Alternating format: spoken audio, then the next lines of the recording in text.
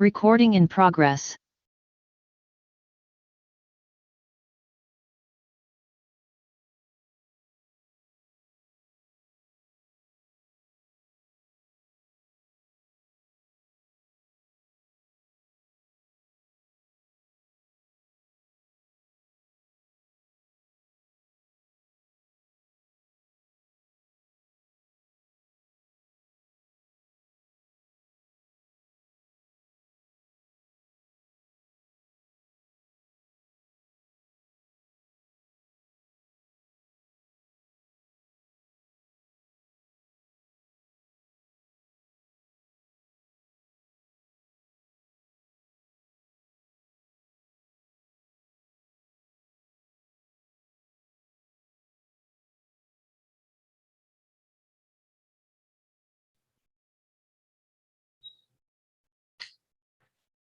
Good evening, all. This is Nitya, one of your hosts for this evening. The beauty of standing up for your rights is others see you standing and stand up as well. We are delighted to have you here with us for a very new Toastmasters event, Metanoia. We start this exciting and educative event with the blessings of our principal, Mr. Ravinder Reddy sir, and our faculty coordinator, Naveen Kumar sir. I am Nitya Sai, and I am delighted to be one of the co-hosts for the evening. Metanoia means the journey of changing one's mind, heart, and way of life. Our event, Metanoia, Embrace the Rainbow, is to bring awareness about the LGBTQIA+ community. While the draconian Section 377 could have been a major factor in promoting guilt and concealment, rampant misinformation and lack of awareness is a major contribute as to why we do not deal with the issues the way we should, with sensitivity and pride. This event is dedicated to the members of the Indian queer community who stay in the shadows as an ally. We strive to make it possible for them to come out. We hope that this event will serve as a journey at the end of which you are a woke citizen of this nation. We are extremely grateful to our speakers for being here with us today. I now hand it over to Varshika. Hello, everyone. I'm Varshika, one of the hosts, and I'm really excited to introduce you all to our first speaker. MX Riya Sharma is a TEDx speaker, gender fluid and homosexual in the Indian society who is advocating to change the narrative about the LGBTQ community. Identifying as they or them, the young Indian is paving way to create a more inclusive society for all of us. Riya has been working towards creating awareness about the issues of gender and sexuality at various platforms through workshops, advertisements, and short films. They were also a part of a documentary film, Closet, screened at the Kashish Film Festival. It all started with Riya coming out of their closet, that they described as the most liberating moment of their life. From friends and family to strangers on the internet, Riya didn't only come out of their own closet, but vowed to create a safe space for others to come out of their closet. I'm really glad to now invite Riya to take over and enlighten us with their words. Also, we welcome any questions from the audience. Please feel free to put it up in the chat box.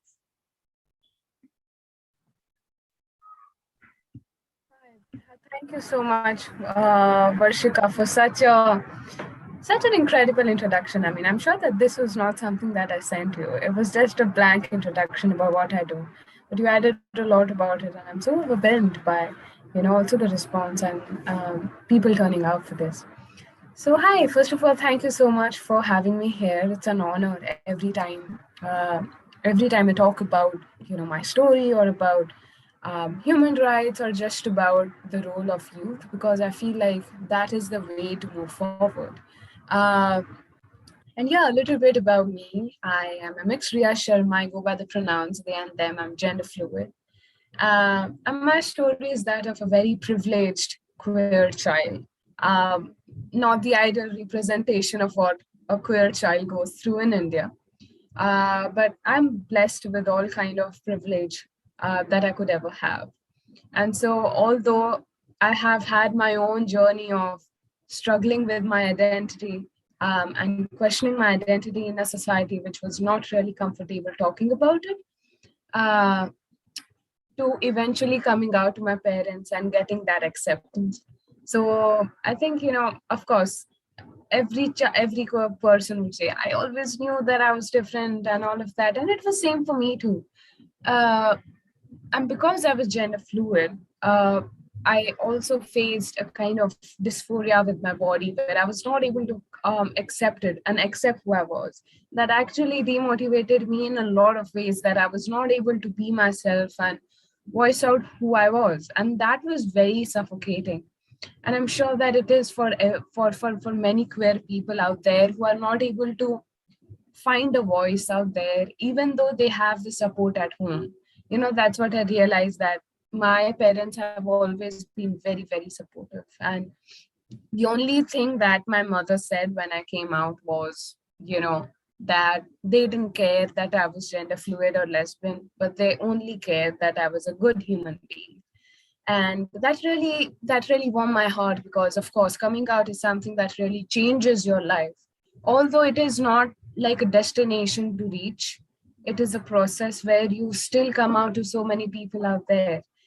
Even to your parents, you find more about yourself, and you're also telling it to them over and over again. And for people who are out there, for people who are online, so I think coming out is not like a destination to reach. You constantly come out to yourself, even if you're not queer. Let's say that you are just cisgender heterosexual, you're constantly understanding yourself. You are figuring out what you like. You figure out what you're passionate about. And that's equally a hard journey. So if we are not able to step into a queer person's shoes, we can at least think about how our journeys have been exploring our identities. Definitely, it has been difficult. It has been difficult to figure out that you wanted to do arts instead of science, or maybe you just wanted to open up that social media account where not everybody supported you. So I think that is a way where that is a way how we can instill that empathy that is required for everybody around. And slowly, as we start talking about activism, I feel like uh, we have come to a point where the distinction between who's queer and who's not queer is going to blur, because we are okay with we are okay with queer people. We are allies of queer people. And I feel like the entire world of community kind of demarcates that boundary, where it's about us and you, or it's about me and them. So I think, like, as we move forward, something that we need to understand is that we need to question ourselves constantly. Even if we think that we are allies of the community, I think there's still scope of questioning ourselves and see where we are lacking at those small turn points. Because I remember, like, for example, uh, we talk about being educated about things, or we talk about education and privilege. One of the incidences that changed my life into activism, which motivated me into activism, was when I was traveling in a first class women compartment in Mumbai. I met a Hijra person. I met my Hijra friend, and we are really good friends. And I started talking to her. There was this person, auntie, who came up to us and said, "Dia, of course, are you Hijra too?" You know, uh, of course, they didn't say my name. She just came up to me and said, "Are you Hijra too?" And I was like, "No, I'm not. But even if I was, I don't see a problem in that." And then she started saying things like, "You don't belong here," and all of that. And the train was just approaching the station, where we literally were pushed out of that train, of that running train. And of course, we were safe. But I asked that Hijra person if this happens every day with her, because I thought that it would. And what she said really changed my life. And we should question ourselves. That she said that when I travel in a woman's compartment, they said that they say that you're not a woman, because of course you are a trans woman, you are Hijra, you're not a complete woman, as we would say. But when I go to a general compartment mostly occupied by men, they see me by eyes that I don't feel comfortable. They sometimes abuse me, they sometimes harass me. And so I thought that, a female, a woman's first class compartment would be a compartment of educated women, who would understand where I belong, or who will understand who I am. And that made me question my privilege, my education, where I thought that I was educated. I thought that I had passed, I'd passed BA, I was doing my MA, and, I was that educated, responsible person in the society. But that was when I realized that, there are turn points where we are discriminating people, but we don't know. So maybe some questions that we every day need to question ourselves.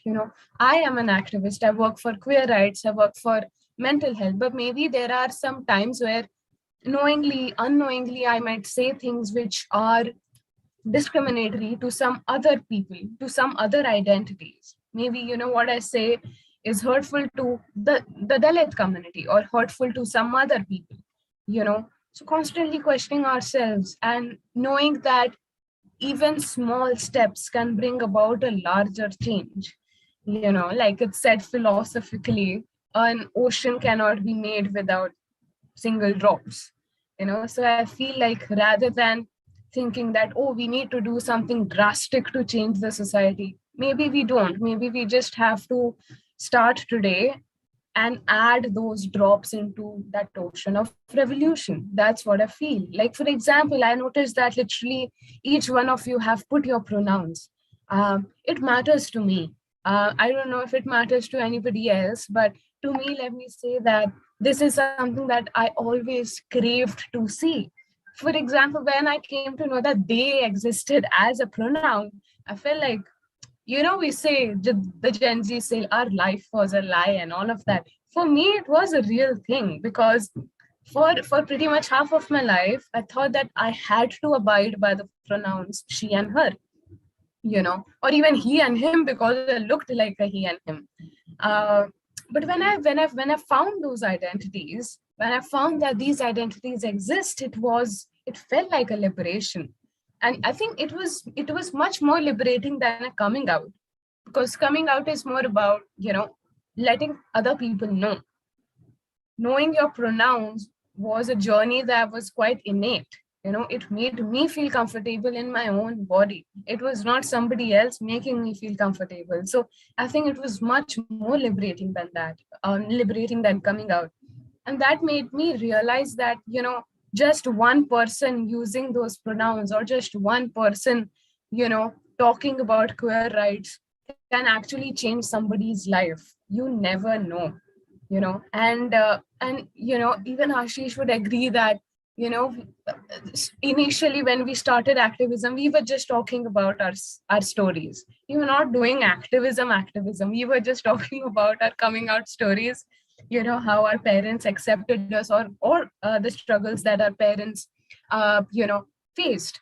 But it was just about that, and we were called activists, we were called social workers, just because we were sharing our stories. Yes, additionally, we got that space to say that, because there were activists who were working, and we were just young people talking about our stories. But even that was a revolution. I s- uh, I started talking about my story in 2016, which was around 5 to 6 years back. But it was a revolution back then. I got a TEDx talk because I was lesbian. That is in reality, that at that point of time in 2020, being lesbian and talking about it was different. And maybe the TEDx people thought that that was something that was out of the box. Today, maybe it's not, because more and more female queer people are out there talking about their stories. But that made me realize the importance of stories, or that made me realize the importance of taking those small steps. So basically, the gist of this was that we need to first question ourselves every day, what more can we do? And we don't have to take drastic steps. Maybe we just have to listen. you know Listen to people, listen to queer people. A lot of times, when you get into, say, activism, or when you get into doing good work, you will come from a point of view of what you think people want. you know Rather than that, maybe we need to start listen to people. What do they want? What do queer people want? For example, now there are good movies that are being made. Before, the progressive movies were just based on the director's idea of what queer people wanted. you know Now, even people who are making let's say movies or advertisements or documentaries are including queer people in the process of making it. And that's why it touches more, that's why it's more authentic, because authentic voices are coming up and they are telling what they require. For example, now we are talking about marriage rights. We have section 377 is decriminalized, but we are not legal because we don't have any legal rights. So basically, we are just backed up with the law, but are we respected like we should? Maybe not. We still face discrimination. And talking about marriage rights, before marriage rights, as a person, this is my opinion, that I want people to know that it's okay for, when I talk about myself, okay for two women to be together. Before that, before the law getting reinforced, I want that understanding, that let's say tomorrow I fall in love, and I have a partner. That happens tomorrow. you know and I would have to face that discrimination, maybe till marriage rights are there in our society. So the change starts from now. You can't work towards maybe a bigger dream or a bigger law without doing the small steps that need to be done. So for example, of course, we get marriage rights tomorrow, but what after that? Even after section 377, queer people don't have the respect that they deserve. Queer people are still discriminated. Queer people are still bullied in school. uh, and queer people don't have resources. Queer people don't have reliable mental health resources, physical health resources.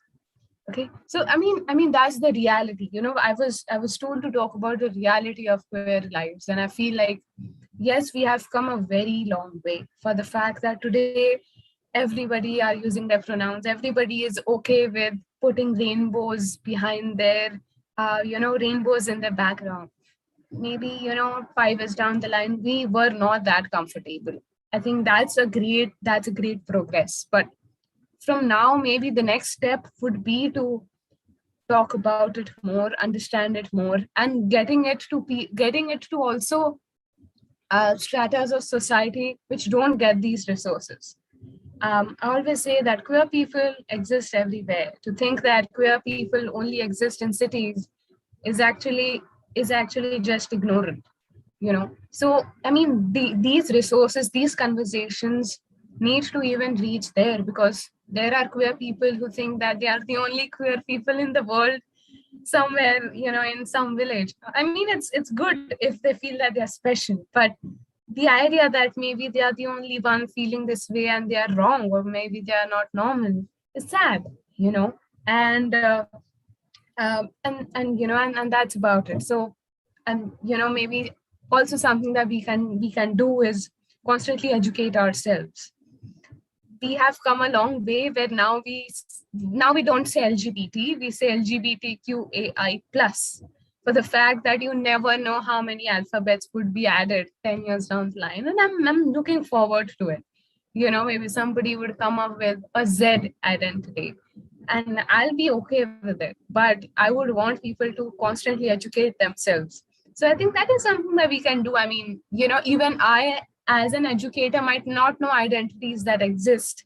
I try my best to keep myself updated, but maybe there are, the world is vast. Maybe there are spaces that I don't know, which I haven't reached. But you should constantly be in a space where you are educating yourself. So that is very important. Uh, and yeah, and that's about it. And I also, the last part would be that I also educate children and kids, and that has been the most fulfilling experience for me, because I feel like it's much more easier to educate them or work with them and make them understand sexualities and love than it is to explain it to elders or to people like us, honestly. Why? Because they are at that point of time a clean slate, so they haven't yet worked with the intricacies of the society or biases of the society. What they care about is whether their friend shares their tiffin with them. It's just that it ends there. If their friend is gay or gender fluid, maybe that does not matter to them unless they are just kind to each other. So that's the purity of a child, and that is what I've realized as I started working with them. And I would always say that, when I meet them, I realize that we all should go back to those children who didn't care about what our friend's identity was or how our friends looked. We just care about our relation, our bond, our connection. And that ended there. And a lot of people say, even parents and teachers say, this is not appropriate at that age and all of that. I tell them that, okay, I give it to you in writing that I would not use the word sex in a sexual, in a sexual way. I would not use the word sex if you don't want me to. I would just talk about love, and I would communicate what I want to, So the idea that it's not appropriate or not is also not valid. So, just tell them that a boy can love a boy and a girl can love a girl and they can marry each other, and that's the reality of the society. It will end there. They don't have questions. They accept it there itself. The questions like, oh, hamara generation kaise aage padega, and it's not a part of a culture, it's Western. They don't have these questions. They they, they just don't. They get it. They get it very easily. So I think we should go back to that, and the entire conversation about kya karna chahiye, how do we be allies and all of that. People want pointers ki ally kaise banna hai, and all about that. I think it's just simply respecting and remembering how you were as a child, remembering how you respected people. And I think that's about it, and that's the beauty of being humans, that I feel like today kindness is so rare that we get overwhelmed seeing it. We have these videos online where, these videos, like videos of kindness, right? On Instagram there are people who are sharing money, or for example, they just ask whether you'll uh if you're having a bad day, just hug me and all of that. Why do we get so overwhelmed? And every time I see it, I'm crying. Okay? Even if it's the 100th time that I'm seeing that video, I'm crying because kindness is so rare that it makes me overwhelmed. And I think that should not be that way. I feel like kindness should be so often or so frequently seen that it is a normal way to be. We won't get overwhelmed. Of course, it's the best way to be. We would get overwhelmed, but it would not be so rare that we appreciate it so much. That's a new perspective. Because we are not kind on a daily basis, do we get overwhelmed by seeing these instances, right? When we see adoption videos, or when we see puppies getting rescued, why is it a big deal? That should be how the world should work. So at least, and not everybody has to do it. You have to do it. Start with creating these videos. I mean, or maybe not even creating these videos, just do it on a daily basis, and it would feel very good. And I think of course, I said that I'll be ending this, but now I will be that as I started practicing spirituality, I realized that every action, every word that you say has an energy basis, and you are accumulating that energy within and around you. We talk about aura. Certain people have that aura in them, a light in them, and that happens only when you're constantly surrounding yourself with acts that are kind, which are on a high vibrational base. So maybe all that we could do is just be kind human beings, and reach a day where these conversations are on dining tables, we are so comfortable talking about it to our future children, maybe, you know, uh, and and and yeah, and just be kind human beings. I think that's about it. Yeah. Thank you. And if you have any questions, definitely. I didn't cover the part of my life because I feel like there's too many coming out stories. There's too many how my life has been stories out there. And you can definitely go online. And if you're inspired, also see the videos that queer people have made. And I think you'll get to know about it. But still, if you want to know anything about my life or anything in general, I'm right here. And of course, after Ashish talks about their journey, about his journey, everything would be much clearer. Thank you so much for your enlivening and thought-provoking words, Ria.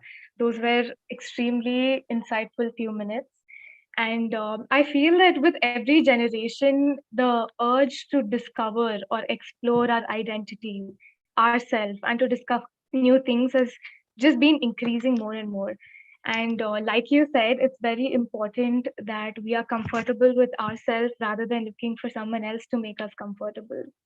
And we're really happy seeing how happy you are with the society that's changing, even if it's as minute as knowing and accepting their pronouns. And yes, we will all take more steps to make the society more open-minded and inclusive. So now we will be having a small interactive session with the audience. If you're ready, we should proceed with that. I request the audience to kindly put their questions or queries in the chat box below, and we will take those up. And Ria, you can absolutely choose not to answer any of them if you're not comfortable with it. So we have a few coming up for you. And yeah, so our first question is from someone with how to erase or neutralize the social stigma about LGBTQ and also the need to embrace with a palatable solution. I think it's such a wide question. How do we eradicate something that has always been, not always, for long been stuck in the society? You start somewhere.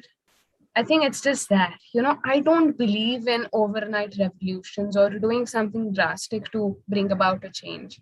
I feel like, of course, certain people come from certain backgrounds. And if you are engaging with them, maybe understand where they are coming from and talk in their language. This is something that I've learned over the period. Like, for example, in India particularly, a lot of debates are about it's not cultural or it's not a part of a religion. If that is something that you're encountering, then maybe you can educate yourself about how it is, and then putting forward that, if that is their concern. For example, if science is their concern, some people come up to me and say, it's not a part of science, you're against science and all of that.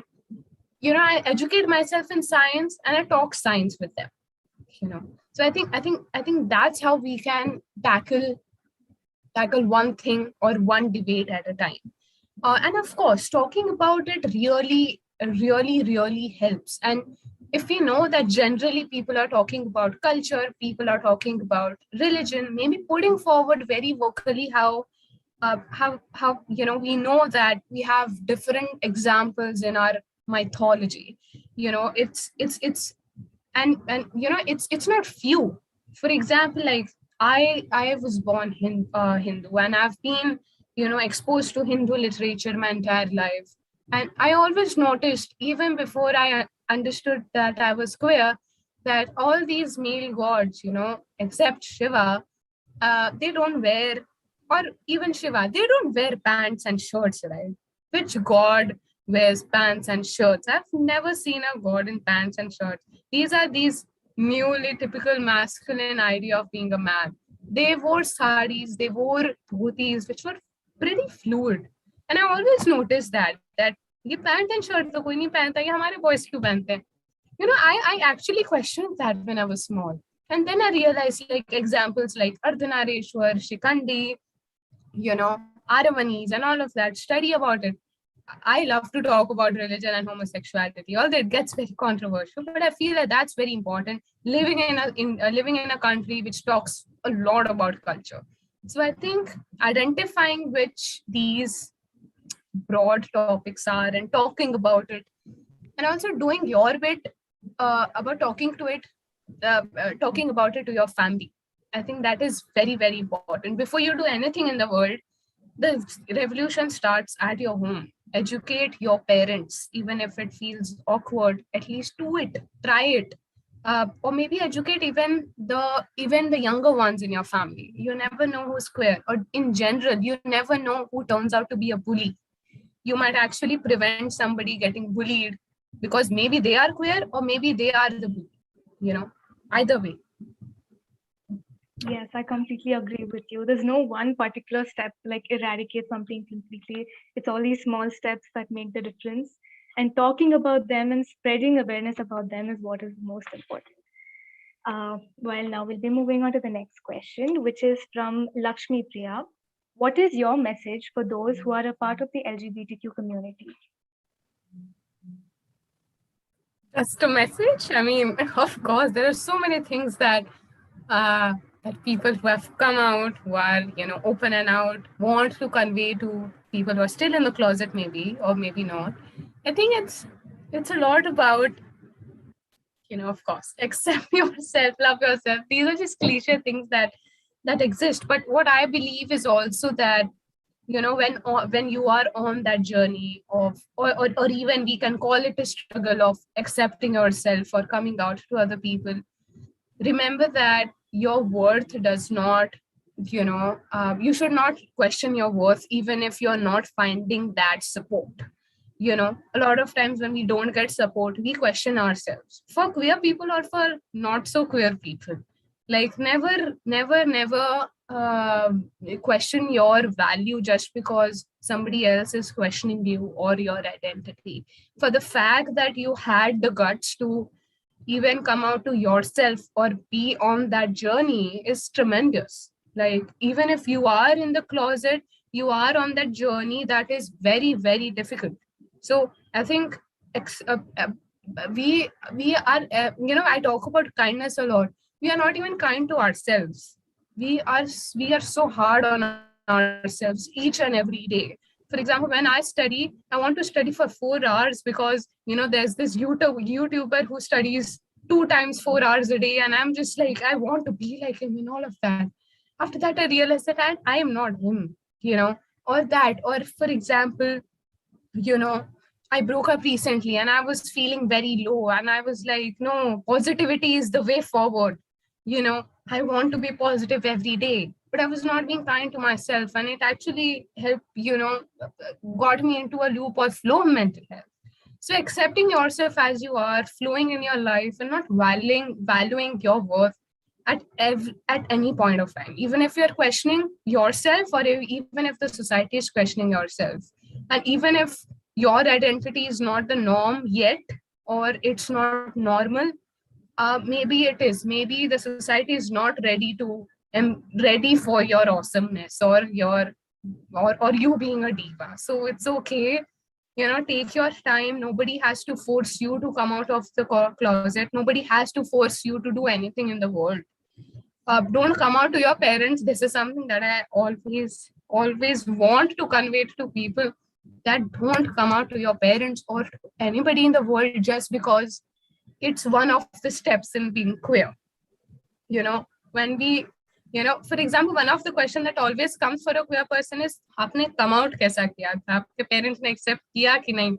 This is the first question that comes up. I think this should be the last question that exists, because lives are much more than coming out. So I think don't come out just because it's a norm. Especially if you don't feel safe, don't come out. Be independent, get more financial independence by yourself, and maybe then if you feel comfortable, if you feel safe, then come out. Yeah, so I think these will be some of the messages that I would want to give. Yeah. Yes, which is lovely. So basically, be kind to everybody, spread love and positivity. This is really nice. So we have this question which is coming up like a couple of times, which is I am confused about my sexual orientation. What do I do? How do I know who I am for sure? Uh,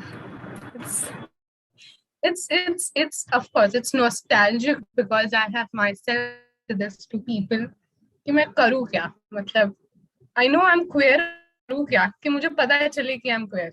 I mean I get it. You're questioning yourself. Uh, I think all that you can do is yourself time, give yourself space, talk to people who are already queer, talk to people who reliable.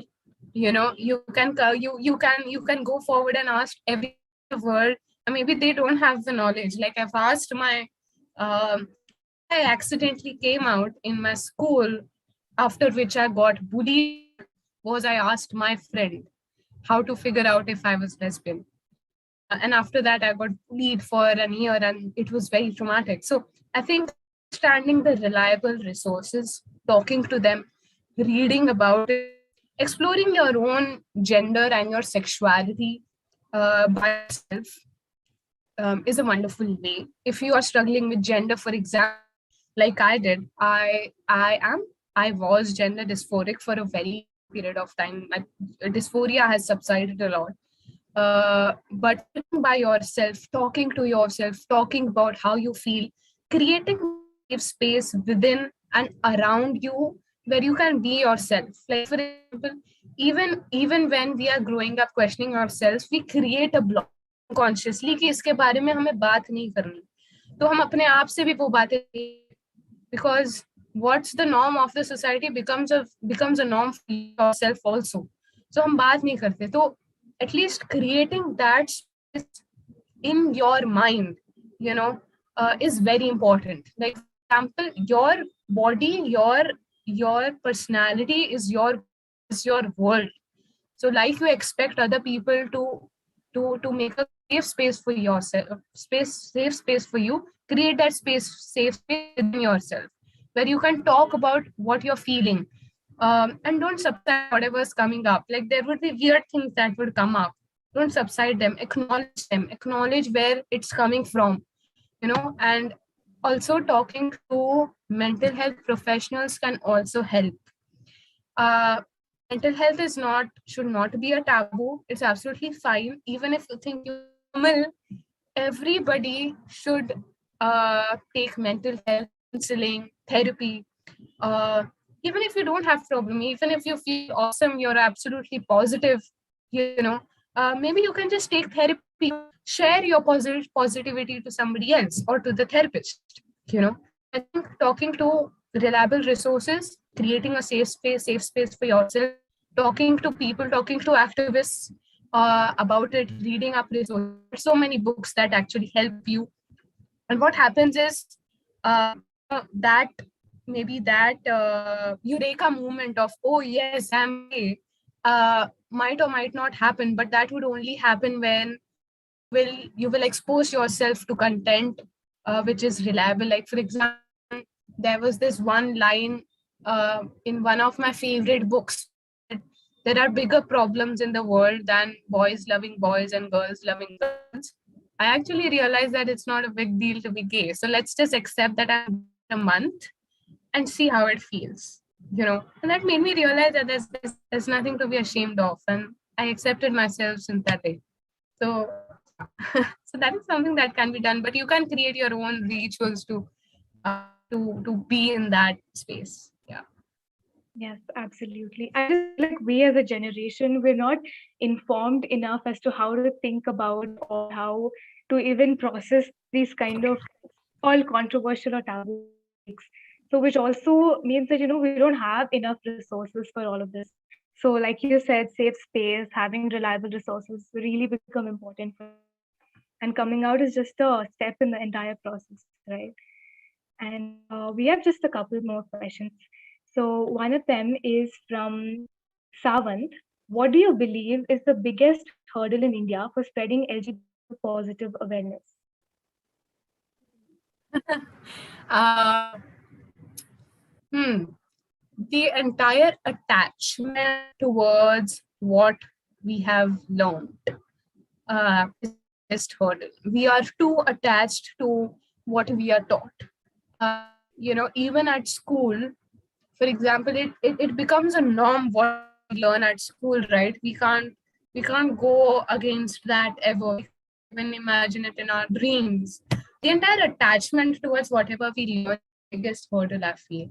Even in our lives individually, we are too attached to a lot of things. Uh, you know, like whenever even in education, right? पहले ये this came up just some days back. I was remembering how till first or second standard in Hindi, मुझे वो शब्दों के ऊपर मात्रा एक line नहीं होती है, वो नहीं बताया गया था. मुझे बस बोला गया था कि आपको वर्ड्स लिखना है उसको. Post that I was told that उसके ऊपर एक मात्रा लगानी होती है, एक पूरा लाइन लगानी होती है. एंड देन उसके बाद कुछ और चेंज हो गया. Hindi laws changed for me. I was deeply studying Hindi then, and I realized that if I was too attached to what I was taught in the first standard, I wouldn't have been able to progress in Hindi when I study the next levels, right? And the biggest example is we only he and she as pronouns, and we thought that they would be a singular pronoun. It would always be plural. But if we don't use pronouns now, we would just be bad at English. It's just that. So I think that is a very lame example, but idea कि जो हमें पढ़ाया गया है, जो हमारे family ने हमें बताया गया है, या जो सोसाइटी ने बताया गया है, या इवन जो हमारे रिलीजियस स्क्रिप्चर्स ने हमें बताया गया है कि स्पिरिचुअल है या moral है, to get too attached to the biggest hurdle, because then we won't be able to progress. Today, if I am too attached to the idea of what LGBT stands for, then maybe 10 years down the line, I would just be that old auntie who's just irritating, because I'm just too attached to my idea of what right is or what gay should be, So I think हम सबको सीखते रहना चाहिए. It's that. And for people, then you'll say, of course, there are people of the last generation who are still attached to their idea of what norm is. I think patient, constantly just telling them helps. And choosing your own battles, like for a lot of times it can become toxic. So, like I've talked to people, I've talked to people over and over again, and I just wanted to change their perspective. Like after a month, they were homophobic towards me. I just wanted to change their perspective.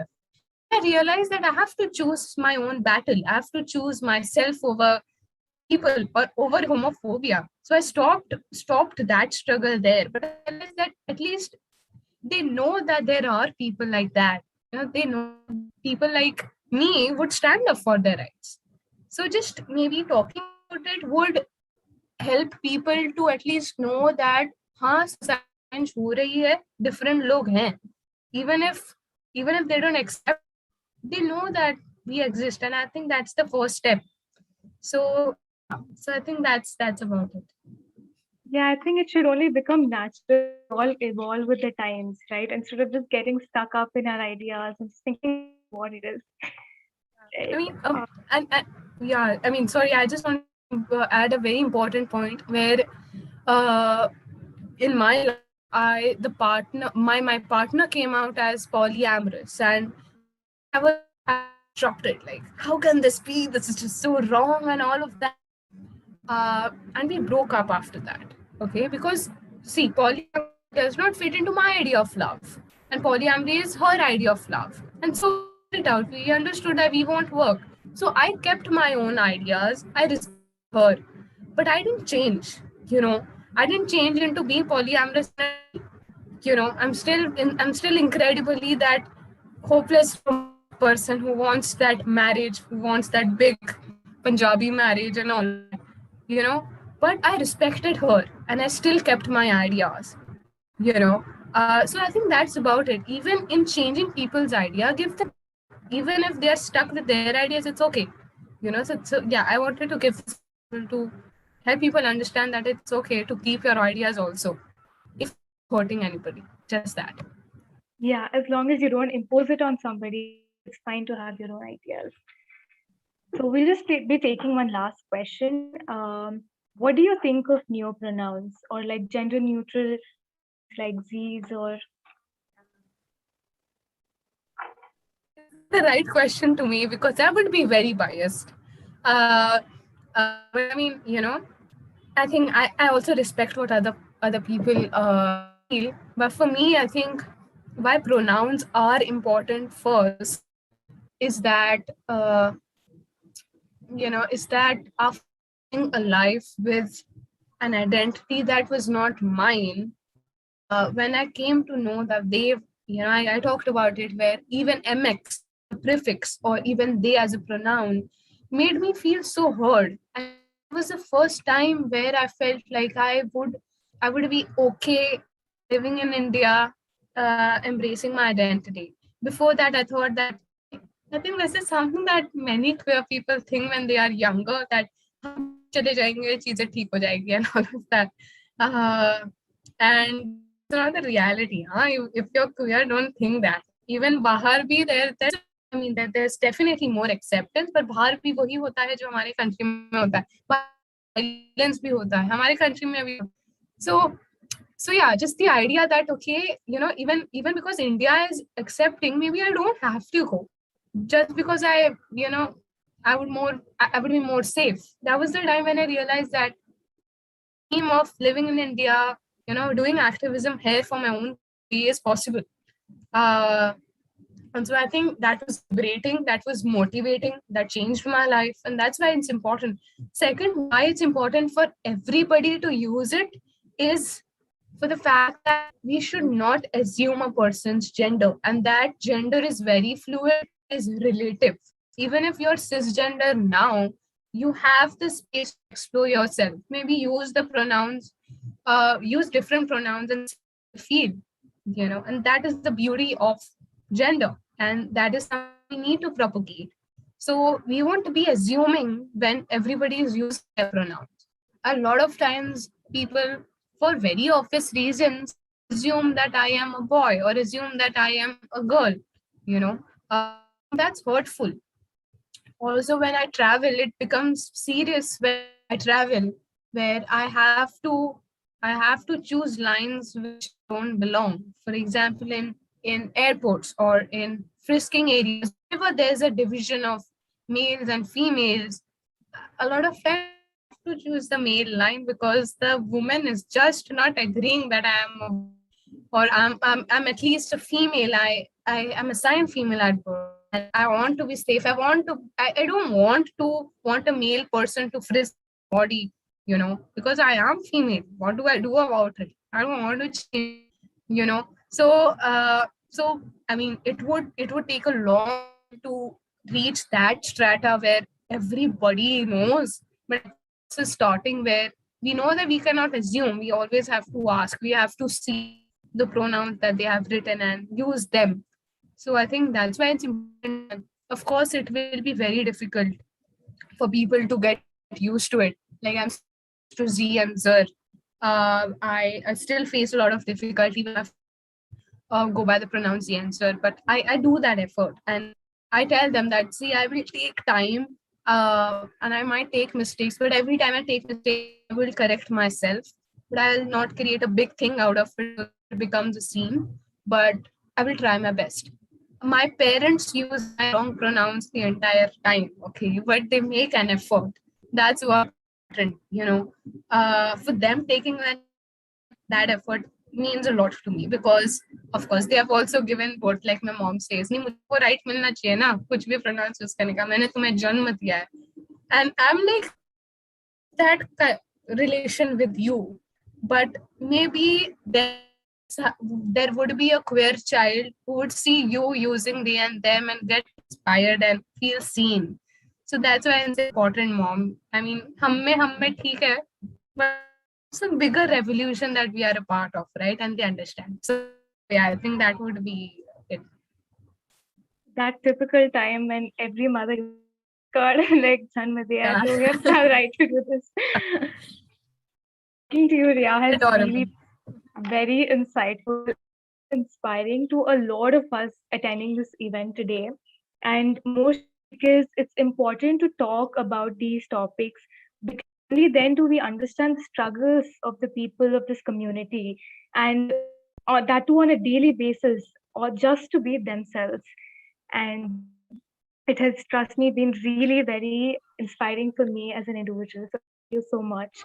And I hope that this has answered a lot of questions that some people might have had, and some that people maybe are holding back from asking. Thank you so much once again. It was a pleasure talking to you and having you on board. Thank you so much. Everybody part of it. I mean, it takes it.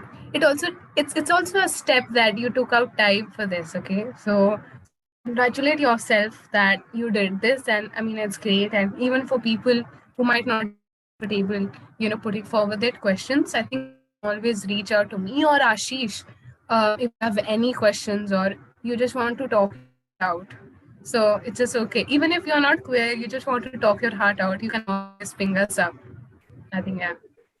That is really Thank you. sweet. We'll definitely keep that in mind. Thank you so much again. Now over to Varshika.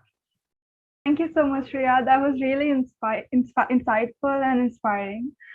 Well, guys, now we have a few exciting performances by the Chaitanya Geeti, the vocalist club of CBIT, and hope you all enjoy. Our first performer would be Snigdha, a second year C, and I now call upon Snigdha to take over.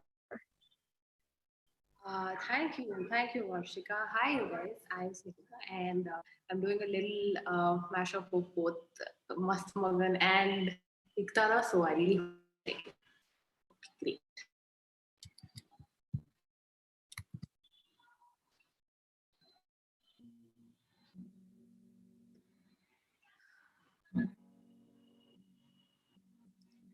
ओरे मनवा तू तो मांगता है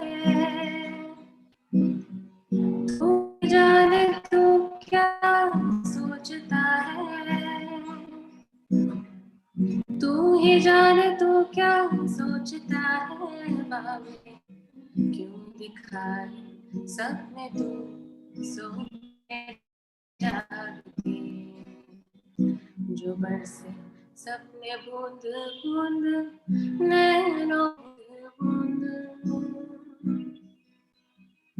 जो मैं बूंद बूंद नैनों बूंद बूंद कैसे मैं चलूं देख ना सकूं अनजाने रातें गूंज सा है कोई एक तारा गूंज सा है कोई एक तारा गूंज सा है कोई एक तारा गूंज सा है कोई एक तारा धीमे बोले को तारा एक तारा धीमे बोले कोई एक तारा गूंज सा है कोई तारा एक तारा गूंज सा है कोई एक तारा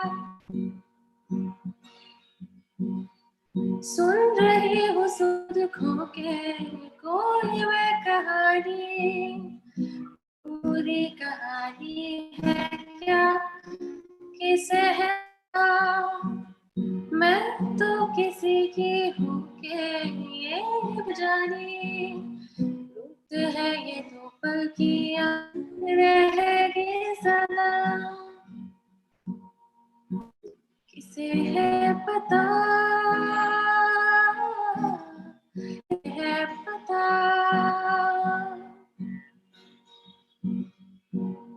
ओ अखियाँ कहीं हजूरी मांगे है तेरी मंजूरी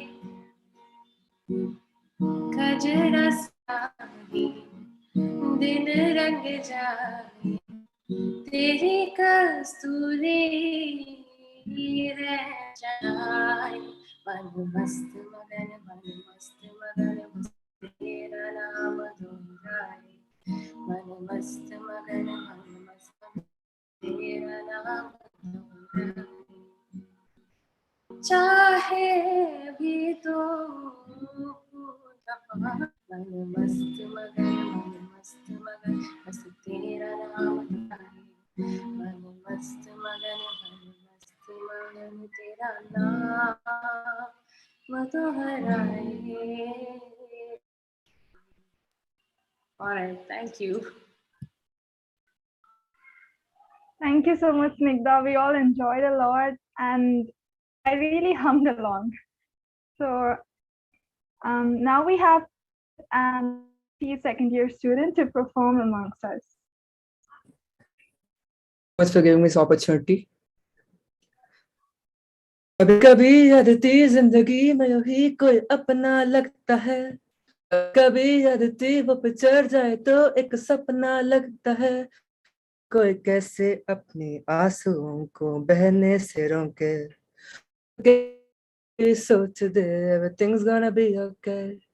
कभी तो जिंदगी में रही ना खुशी और ना मजा, कभी तो लगे हर दिन मुश्किल और हर पल एक सजा, ऐसे में कोई कैसे मुस्कुराए, कैसे हंसते खुश होके, और कैसे कोई सोच दे it's gonna be. सोच जरा जाने जा तुझको हम कितना चाहते, रोते हम भी अगर तेरे आंखों में आंसू है, गाना तो आता नहीं है मगर फिर भी हम गाए, अदिति गाना भी ना ना ना ना जाते हैं, लेकिन गाना तो आ जाना ना ना ना ना ना ना, अदिति ना ना ना अपना लगता है, कभी अदिति वो पे चढ़ जाए तो एक सपना लगता है, अदिति हंसते हंसते हंसते हंसते हंसते तू जरा, नहीं तो बस थोड़ा थोड़ा थोड़ा थोड़ा थोड़ा मुस्कुरा, अदिति हंसते हंसते हंसते हंसते हंसते हंसते तू जरा, नहीं तो बस थोड़ा थोड़ा थोड़ा थोड़ा थोड़ा मुस्कुरा. Thank you. Thank you so much, Anirudh. It was really, really nice and mesmerizing to hear you. And guys, now we have Mohit, who is the president of Chaitanya Geeti. And Mohit is an independent singer and songwriter and has been writing songs since he was 16. Now he'll be performing original from his upcoming debut album. Looking forward to it, Mohit. Please cover. Hi guys, am I audible? Is it clear? Awesome. So I'm the president of the music club, and I would like to perform two songs. One of them is called Again, one is called Breathe. These are me. The song Again is about mental health, and I really hope that you understand what I've put through in the song. So yeah, it goes.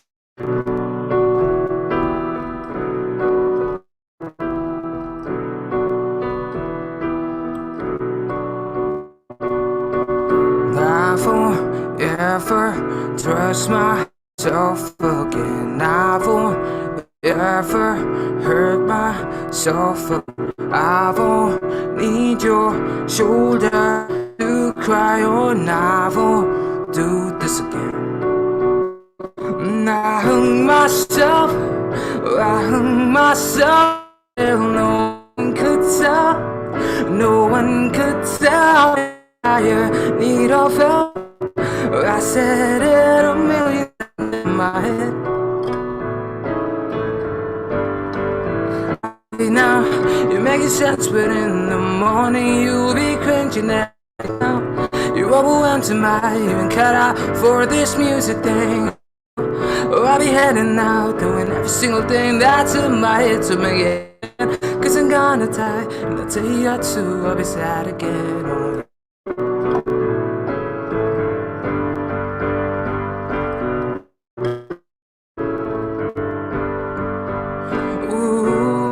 Ooh, I might die tomorrow, I might die day after. I might die tomorrow, I might die day after. I might die tomorrow, I might die day after. I might die tomorrow, I might die day after. Okay, that was part of the song, and thank you very much for listening. the next song, and it's the first song in this album. And written this for the LGBTQ community, and I really hope that like I do justice song. So let's go.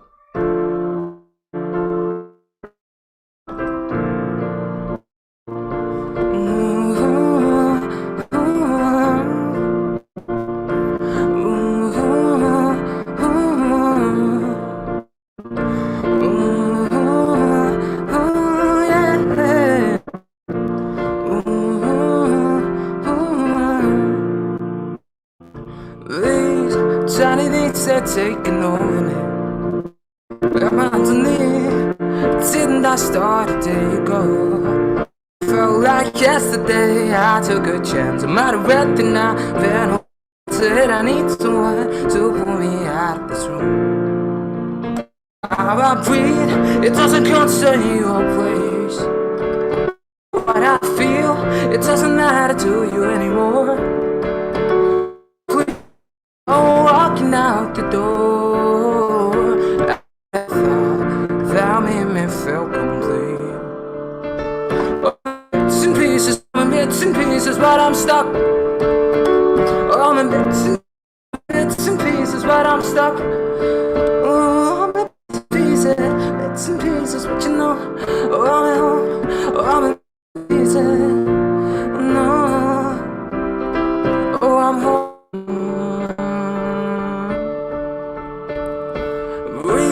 You've been telling me I am over things, but as you sleep, lying over me. It felt like yesterday. By my throat, I'm out of things that I can't do more than you tell me that I don't let myself out. How I breathe, it doesn't you all play. What I feel, it doesn't matter to you anymore. Please, I'm walking out the door. Haven't had a thought that made me feel complete. Oh, I'm in bits and pieces, I'm in bits and pieces. But I'm stuck. Oh, I'm in bits and pieces. I'm in bits and pieces. I'm stuck. Oh, I'm in bits and pieces, but you know. Oh, I'm in bits and pieces. No. Oh, I'm stuck. Na na na na na na na na na na. Na na na na na na na na.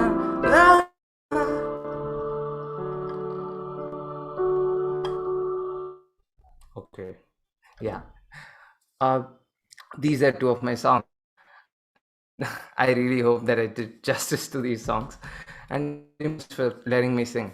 You can take over. Thank you so much, Mohit. I was really astonished and I loved it, and all loved it a lot. And that was really lively. And you want to, and all of the performers, thank you for enlightening our event. And you all did a really good job, and thank you so much. Invite Nitya to take over.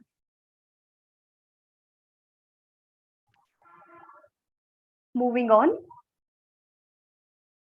We now have our second speaker, Ashish Chopra. Chopra calls himself just another 26-year-old guy next door. He left his home in Nagpur at the age of 18 and is now in Bangalore. As a recruiter for 4 years and in the HR department at Amazon. He started his own brand, Be Unique, with his mother. Be Unique is an e-commerce marketplace for LGBTQI entrepreneurs and designers. All the products on its website are made by the queer community members. It was this venture that kick-started his modeling career. In 2018, when the stage was set for the Mr. Gay World India hunt, Ashish emerged as first runner-up at the pageant. Besides his turbulent life, flamboyant attitude, and vision, Ashish is someone who is in touch with his sensitive side. I now kindly invite Ashish to take over. Hello. Hey, hi everyone. Thank you so much for that introduction. You've mostly said everything about my life already, but I would start from the beginning. Whenever I share my journey, I always start from my birth, which is 1st of December 1994, which is the day I knew I was gay. Because I get that question a lot, ki, when did you find out? When did you know you were gay? And the doctor got me out and he was like, Mubarak, aapke ghar pe gay ladka paida hua hai. That is how my introduction starts. Because I always knew, I don't know why people ask this question, ki aapko pata chala you were gay. I knew it from the beginning. But probably I realized it. This might sound funny, but I really realized my sexuality when I saw Kahuna Pyar Hai. I was 6 years old in 2002 when Roshan came on screen, and I knew I was gay. People still laugh at it. You can also laugh; it's absolutely fine. But that was my revelation. I'm like, okay, Hrithik Roshan is just too hot a man, and I want to marry him. And tab se, since the age of 6, I've been telling the whole world that I want to marry Hrithik Roshan. Unfortunately, this is also when all the bullying started, where all the school people were like, "अरे ये तो लड़का है, इसको लड़का क्यों पसंद है, इसको प्रियंका क्यों पसंद है, इसको कारीना क्यों पसंद?" And then I questioned myself, okay, there must be something wrong with me because all these other boys are liking Katrina and Priyanka, and I like Hrithik Roshan. I am clearly an alien. I am born on the wrong planet, and I have some problems that I need to get fixed. But I could not talk to anyone about it, at least till I was 14 or 15. I did not have any friends in school because everyone was bullying me. Everyone was making fun of me. They would hit me and run away. They would call me chakka, hijida in school every day. I would tell mom that I don't want to go to school today. I'm having a stomach ache. I don't want to go to school because I'm having a headache. And a lot of people, a lot of queer people go through all of this. It's not just me. Almost all feminine gay men I know have gone through all of this. They don't go to workplaces because they know they will be bullied there. They will be made fun of there. So I could not talk to anyone when I was a kid because in school everyone was making fun of me. My parents kept fighting for a lot of years. My mom and dad got separated also after some years. My brother went into depression because of that. So I had absolutely no one to talk to. All I would do was lock myself in the washroom and cry.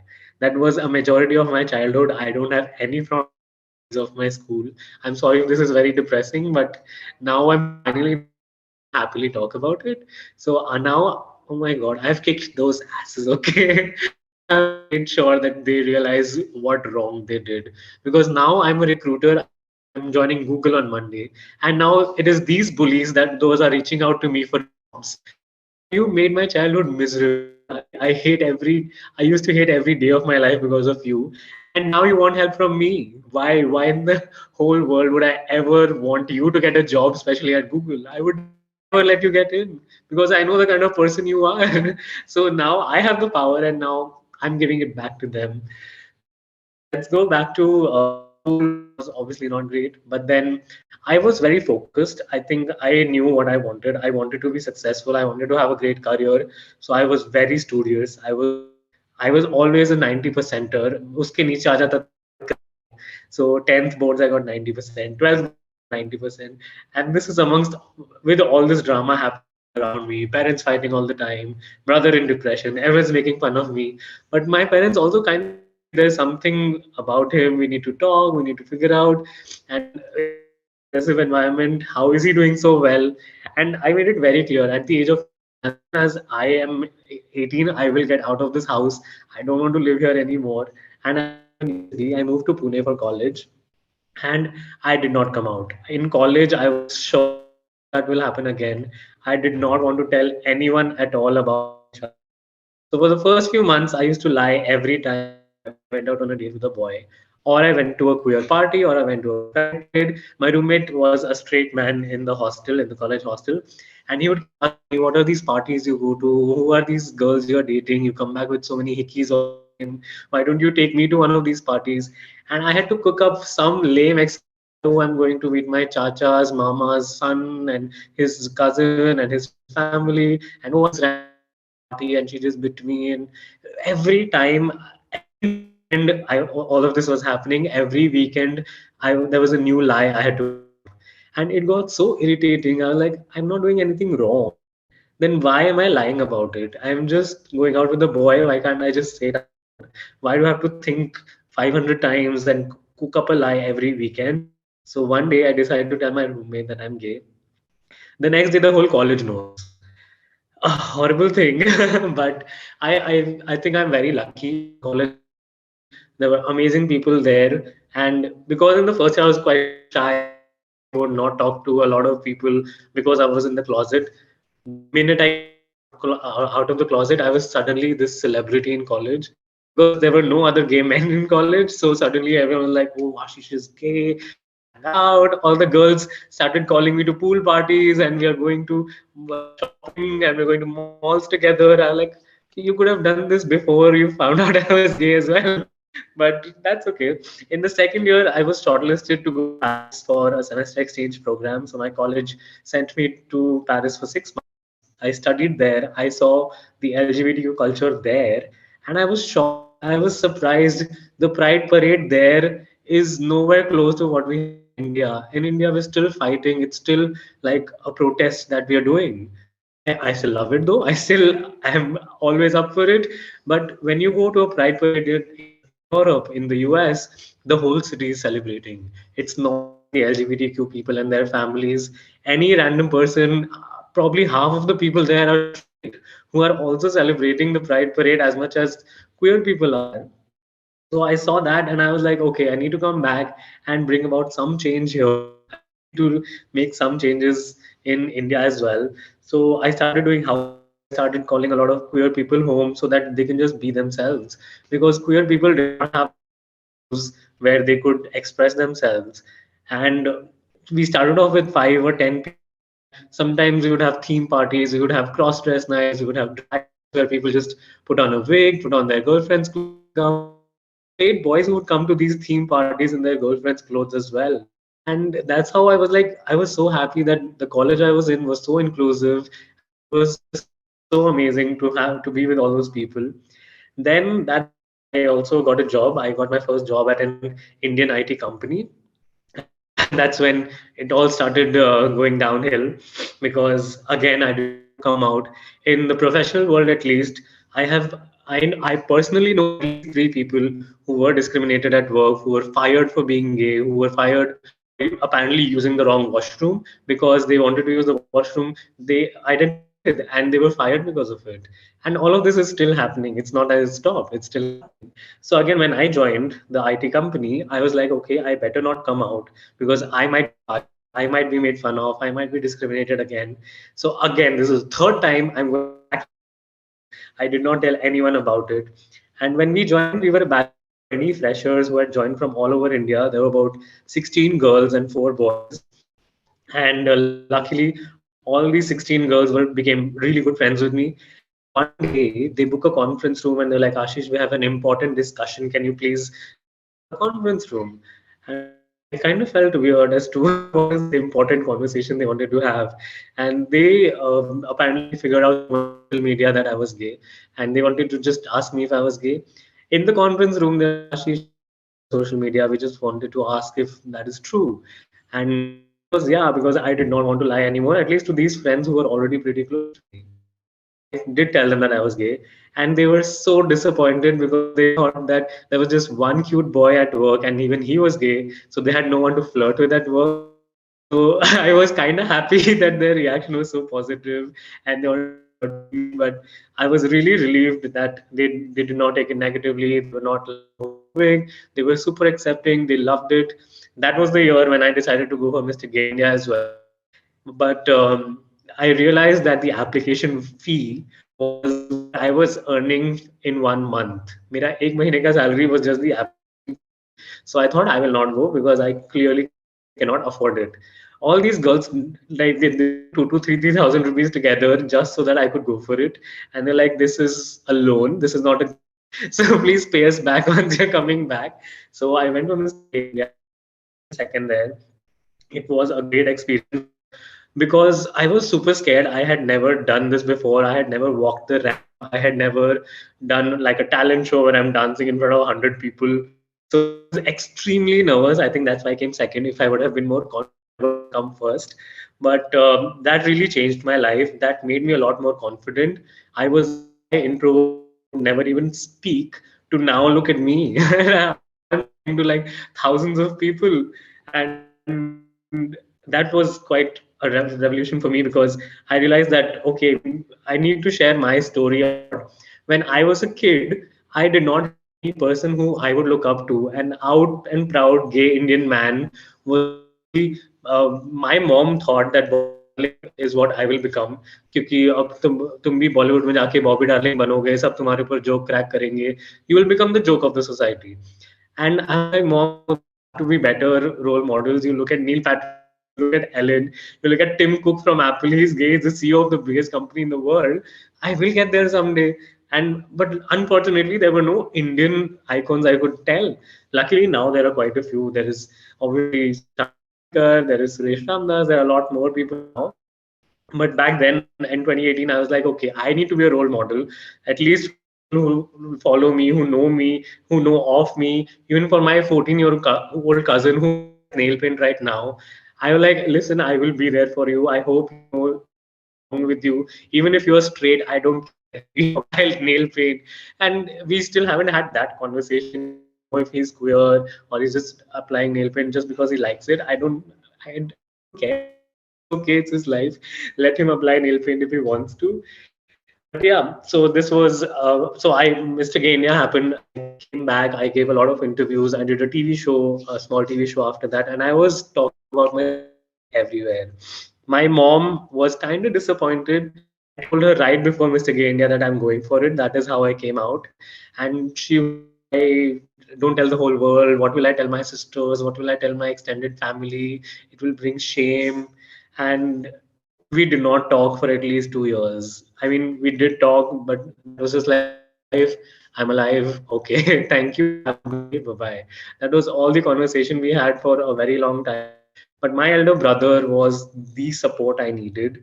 He knew I was gay since I was 14 or 15, I think, because he was checking my internet history. He was reading my text messages I would send to people, and he figured.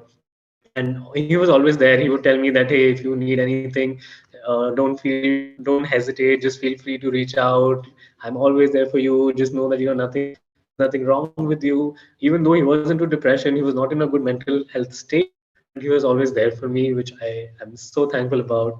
When he when I the 2 years when me and my mom didn't speak, he was the one who was educating my mother. It wasn't me. I did not know what to do. I'm like, okay, my mom is not accepting me. I better find another mother for myself. And my brother was like, no, we will educate her. We will tell her that, hey, this is how it works. There's nothing wrong with your son. And luckily, now look at my mom. She's walking pride parades for me. She started the brand for the LGBT community for me. So it has been a journey. It has been a very scary journey, though, because I did not expect that. My dad, on the other hand, he found out once he read a whole article on me which came in the Nagpur Times. I'm from Nagpur, so Nagpur Times did a big article, a big one-page article with my picture there, and that's how my dad found out I was gay. I thought my mom would have told him when she found out, but they had gotten separated, so they did not have that conversation. And my dad calls me up furiously. He's like, "What is all this nonsense? Why are you telling the whole world? You know, two people living in my society have already started encouraging me that, चलो मेरा बेटा at least बहू तो लाएगा, तुम्हारा तो पता नहीं जानवर है, क्या होता है, क्या होता है." And that's when I realized people are out there are really uneducated, and we need to start educating people as to what gay men are, what trans people are. Even at work, the first organization I was at when I came back from Mr. Gay India, a random colleague asks me that तुम्हें कब पता चला? And I'm like, मुझे कब क्या पता चला? Why are you asking? And they're like, यही कि तुम transgender हो. And I am like, I'm not transgender. At least I don't know that I'm transgender or not. How do you know I'm transgender? They're like, oh, there all these girls are saying that you like men, so you're transgender, no? And at work also, I realized that we really need to educate people. They don't know the difference between gay and trans. We need to start having conversations. So that's when I started the activism, I would say. I hate the word activism. I don't consider myself an activist at all, because when I think of an activist, I think of protests, I think of hunger strikes, I think of bringing about policy changes. But I'm here to mention that even you all can be activists.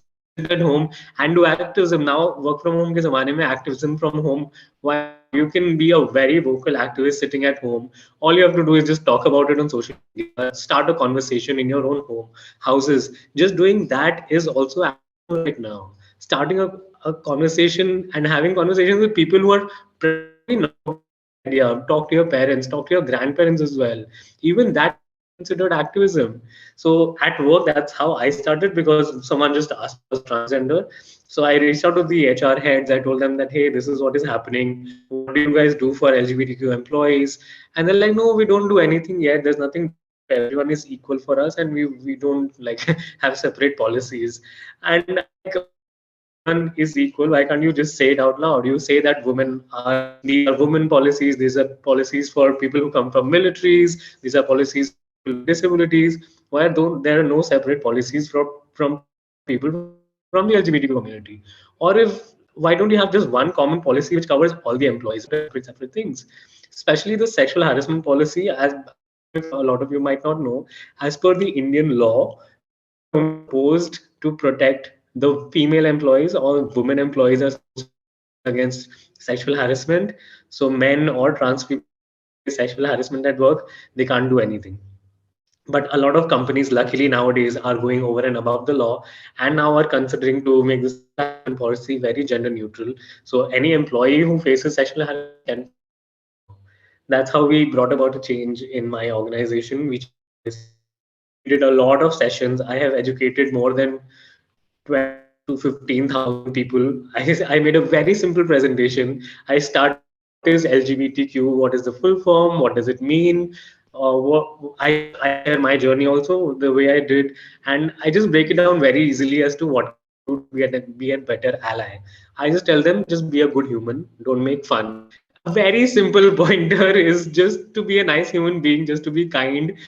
I'm not asking for a lot. What I am asking for is equal rights, what you already have.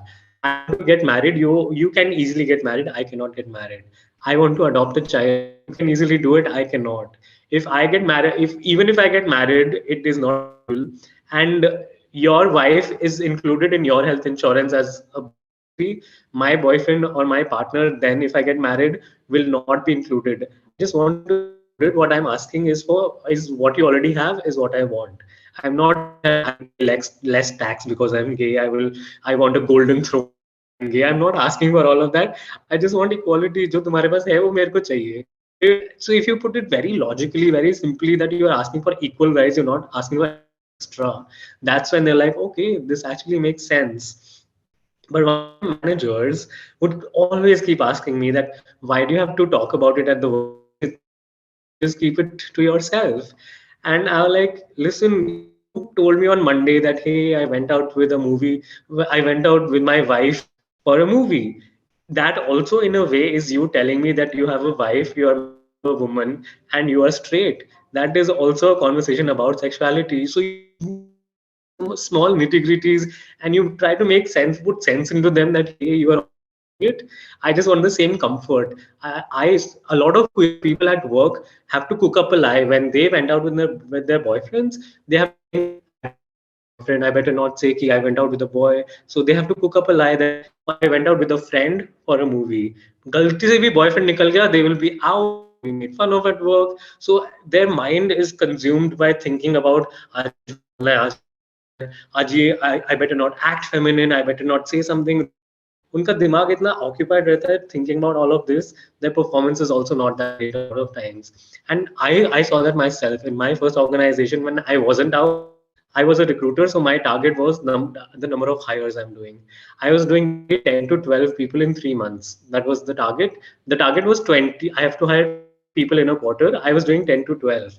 And after coming out, I was doing 30 hires in a quarter. I exceeded the target. So that is just one example I saw. It could be related to other things as well, but I mostly related to coming out. It could be other things also. I would like to do a deeper research into it, but I totally think that I came out and suddenly my work just got so much better because I did not have to lie. I did not have to think about anything else apart from my work when I was at work. Then I stayed there for 1.5 years. The first company was a struggle. It was a fight because every day I was educating so many people. A lot of questions kept coming. I was liking it, but working at least 12 to 14 hours a day because I was doing my recruiter work and making presentations to all the employees, educating them. So it was getting a little stressful. So I decided to move on. I went to Philips. Philips was one of the best organizations I've worked with. And they were super inclusive. They were like, okay, we want a gay person, and we would love to like we want you to take care of the LGBTQ initiatives at work also. So they just told me that Ashish, do whatever you want, make a group and start doing queer whatever you want to do at work. And the first thing I was, let's do a pride parade at work. There were about I sent out in emails and invites to people I knew at first. There were barely 30, 40 people who I thought would show up for the Pride Parade. There were 120 people who showed up, and we were not prepared for so many, so we had only 40 t-shirts printed. And but there were 120 people who showed up. We were walking around the whole office with a Pride flag. I was wearing 6 inches of heels. And the head of the Bangalore office, she comes to me like, "How are you walking in those 6 inches heels, Ashish?" And the head of the Bangalore office didn't know my name. I was shocked. Like, why does she even know my name? I joined like 3 months back because I was scared. And I was like, what is, how does she know my name? And what is she doing here? Apparently, one of the HR leaders invited her and she started off the Pride Parade. She like, it's a shame that even in 2021, we have to educate people as to LGBT kya hota hai, and we still have to fight for their rights. And I will make sure that I can do my bit. And that's how the whole revolution started. Here also the sexual harassment policy was unfortunately not super inclusive, but as soon as I told them, they changed it in 2 weeks. And I'm like, wow, these people are really serious about getting shit done, and they want to be really inclusive. They want to get more LGBTQ talent at work. But with them, I was with them for about 2 years, and I got an offer from Amazon, and I would have not liked to say no to Amazon because it's one of the biggest companies in the world. So I joined Amazon, and when I joined Amazon, I was like, okay, there is nothing to be done here. Their policies are the most inclusive policies ever, and they have everything in place because Amazon, as a workplace, I would definitely say is one of the most inclusive workplaces I have seen, with the most inclusive policies I have seen. And I did only 6 months with them, unfortunately, because I just got an offer from Google, and I'm joining Google on Monday, which I'm super excited for. And apparently, I just found out that they are not as inclusive as Amazon, but they want to get there, which is also one of the reasons they've hired me, to get more queer people to work, to drive more queer initiatives. And I'm super excited that now all the people who bullied me in school are reaching out to me for help, and I will not have them for sure because they ruined my childhood. So this has been the journey, and I would definitely like you all to please, you can ask your questions if you have any. I hope I've covered everything from my journey. Yeah, I think so. Yes, Ashish. Thank you so much. This was an insightful talk, and I'm sure it was quite inspiring for all of us. And we hope you keep empowering people to speak up for themselves. And we're sure you'll be a role model. And we congratulate you to, like for making it into Google. Thank you. You inspire all of us a lot. It's a dream come true Yeah, for us. definitely. Yeah, so we're so I'm proud. surprised. I was not expecting it also. I am very shocked that I got into Google because the interview process is very difficult, I would say. But yeah, I didn't. We'll be we'll be needing tips from you. So we are so We proud will to do a have you. session later. I will tell you how to make a resume, how to give an interview, what to Sure, say, what not to say in an interview. We will do that session soon. we'd love that. We'll be there. And Yeah, also, we are super proud to have you because, like, you face so much and you stay close to stand up for yourself. always. So, let's move on to the questions. You Mhm. have already answered, most of the questions. Yeah. Uh, so, the first question is from Anushka. How can we help our friends who might be trying to find their identity?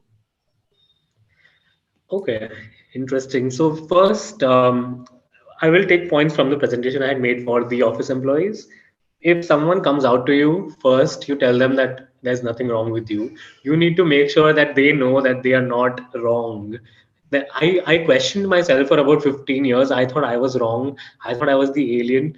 And luckily, I had these two girls in school who told me that I was okay and there are more men and it's absolutely normal. And so you need to be that that person who gives them support, that hey, you need to know you're not wrong, there's nothing you're absolutely fine, there's nothing wrong with you. And also try to introduce them to other queer people you might know, put them in touch with me, I would love to talk to them. I love talking to queer people. So try and introduce them to other queer people who they can associate with. Probably even Ria, I think, would be more than happy to talk to other people.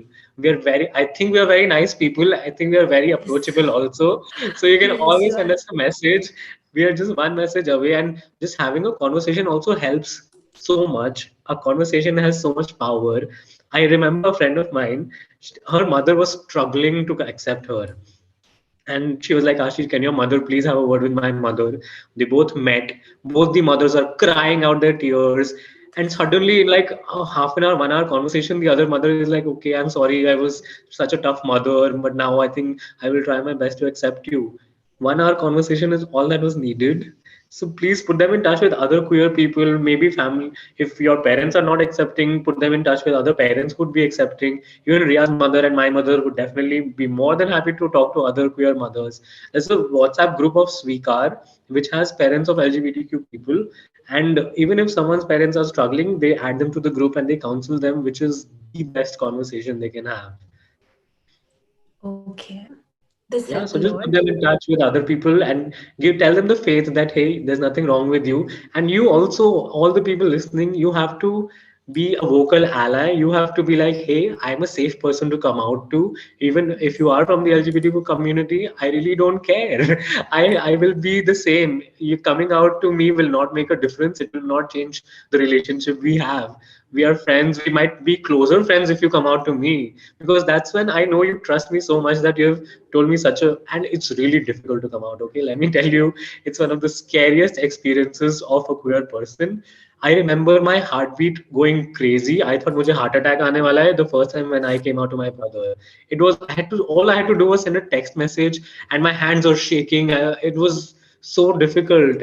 And because I came out to him because I trusted him, I knew that okay, I think he will be there. I think he already knew also. So even just accepting that, okay, you know I'm gay, okay, let me confirm that I am gay.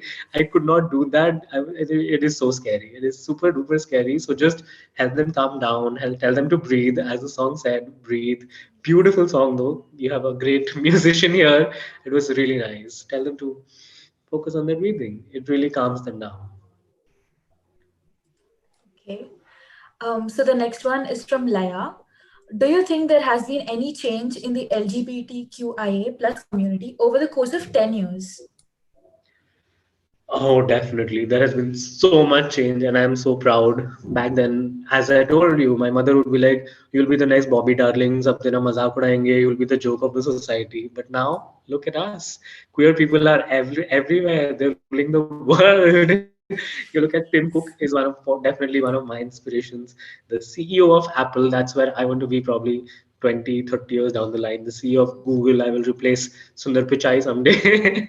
But yes, queer people are everywhere. They are in corporates. They are in the entertainment industry. They're ruling the entertainment industry. If you look at Sushant Didvikar, one of the most successful fashion stylists is Akshay Tyagi. He does Hrithik Roshan. He does Siddharth Malhotra. He decides what they wear. Queer, one of the most successful makeup persons, Elton Fernandez. He's doing Alia Bhatt, Parinidhi Chopra, also queer.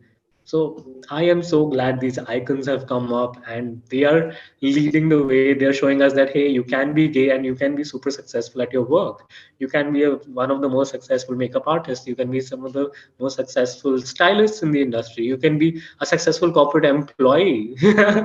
Even Suresh Ramdas, he was Mr. Gay 2019.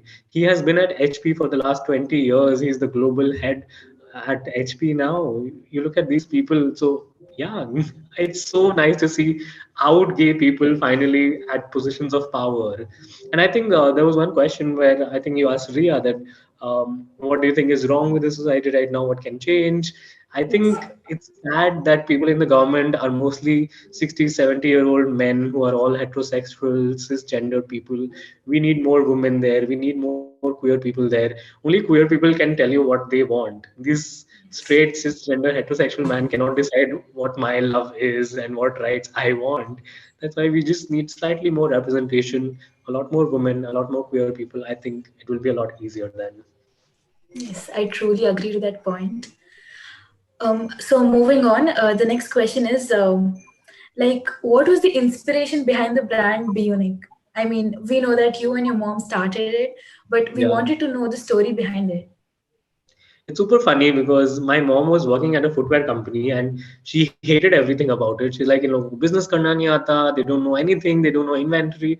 So I just randomly threw in a tweet to my mother that why don't you start something on your own?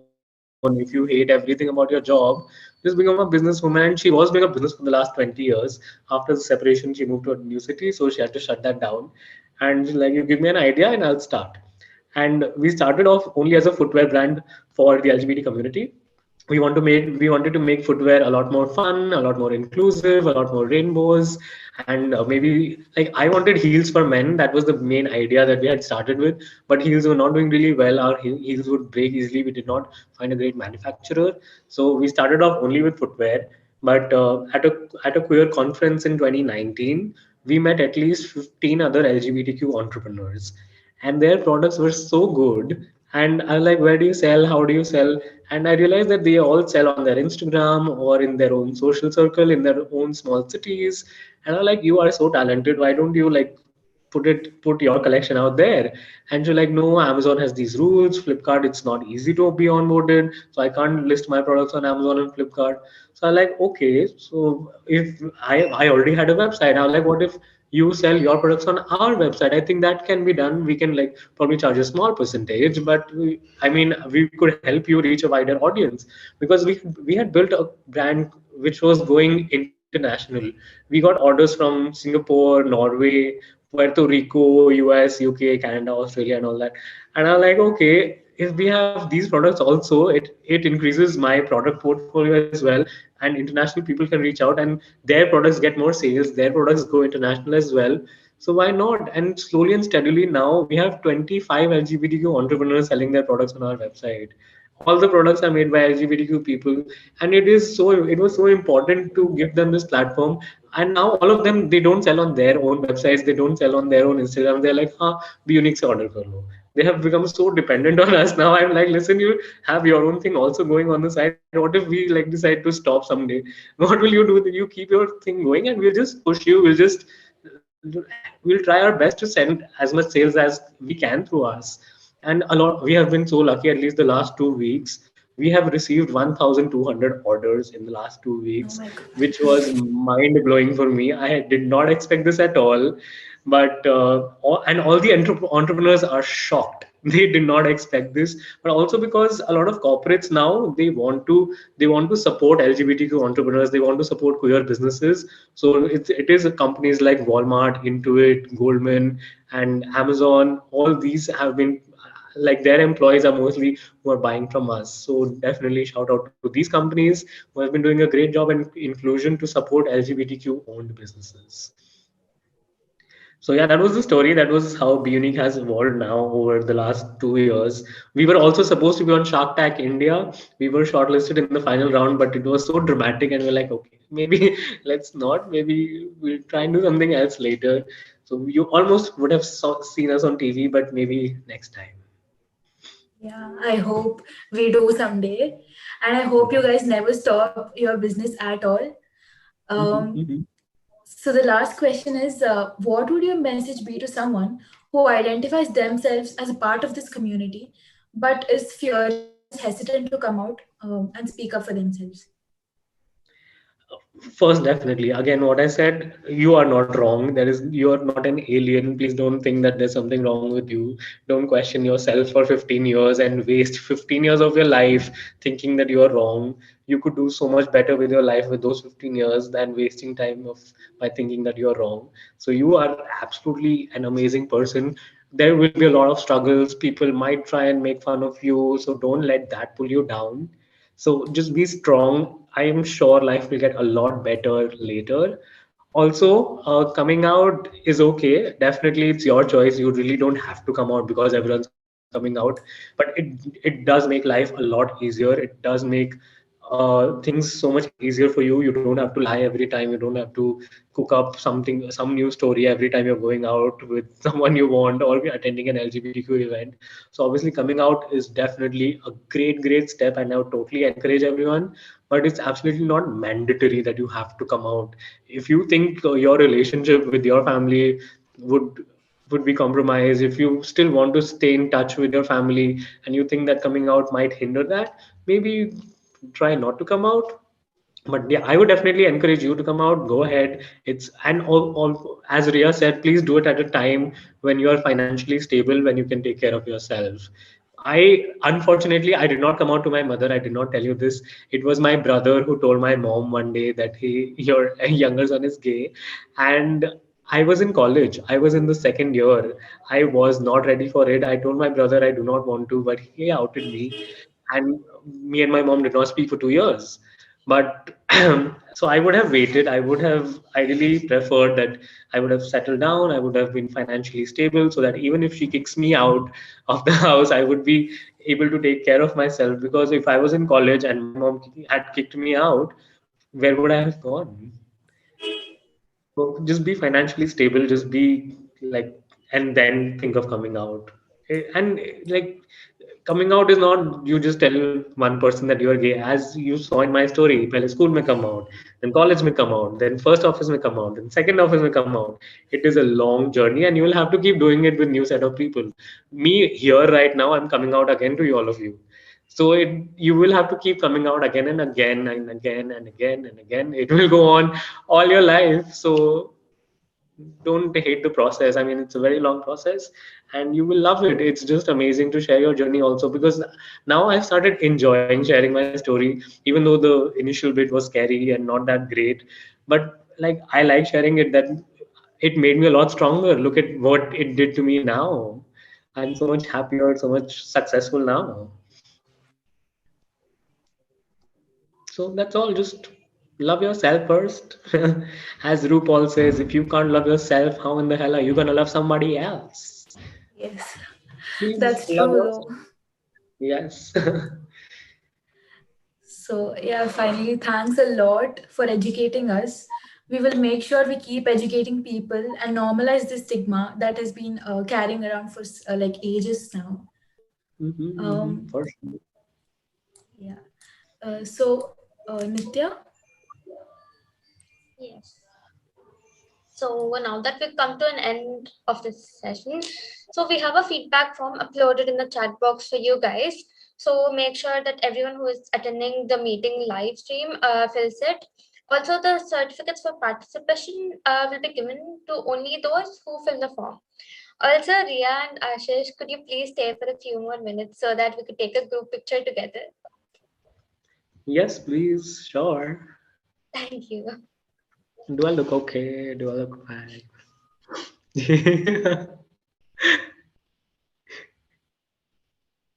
Ria though is always so pretty.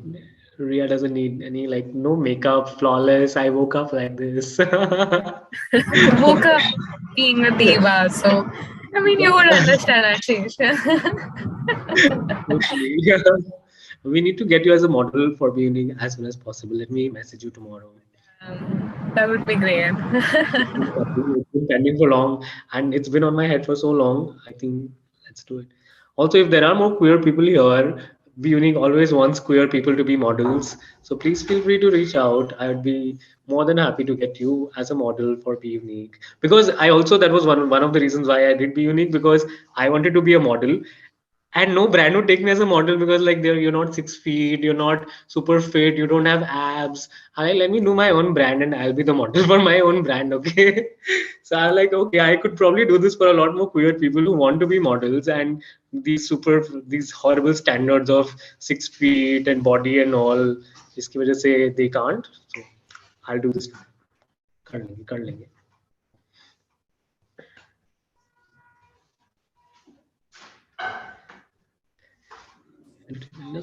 I'll be taking this to offer a vote of thanks on this occasion. I, on behalf of the executive committee, the coordinators, and the entire audience, would like to extend a very hearty vote of thanks to both the speakers for spending the time with us from your busy schedule and sharing us your opinions and knowledge today.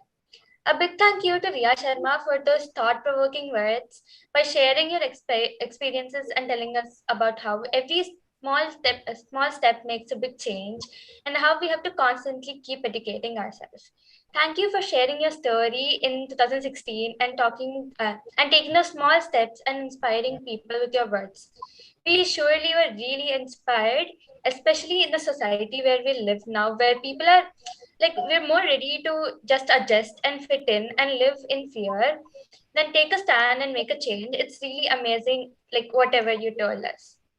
I must mention our deep sense of appreciation for Ashish Chopra as well, for sharing his experiences and opinions starting from his childhood to those days in college, and then later how his brother supported him and all.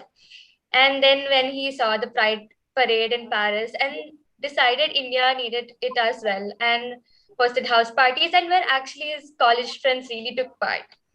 And as he said, one conversation makes a lot of change.